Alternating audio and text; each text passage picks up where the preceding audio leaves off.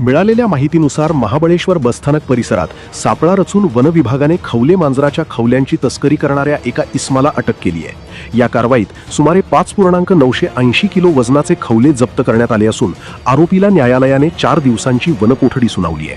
चिपळूणवरून बसने प्रवास करून एक व्यक्ती खवले मांजराच्या खवल्यांच्या विक्रीसाठी महाबळेश्वरला येणार असल्याची गुप्त माहिती वनपरिमंडळ अधिकारी सुनील लांडगे यांना मिळाली होती। या माहितीच्या आधारे 18 एप्रिल 2026 रोजी बसस्थानक परिसरात सापळा रचण्यात आला। यावेळी संशयास्पद हालचाली करणाऱ्या प्रसाद तुकाराम गोसावी राहणार मानपाडा डोंबिवली याला ताब्यात घेऊन त्याची झडती घेतली असता त्याच्याकडे खवले मांजराचे खवले मिळून आले। ही धडक कारवाई सातारा उपवन संरक्षक अमोल सातपुते, सहाय्यक वन संरक्षक प्रदीप रौंधड, दिगंबर जाधव आणि महाबळेश्वरचे वनपरिक्षेत्र अधिकारी महादेव मोहिते यांच्या मार्गदर्शनाखाली पार पडली।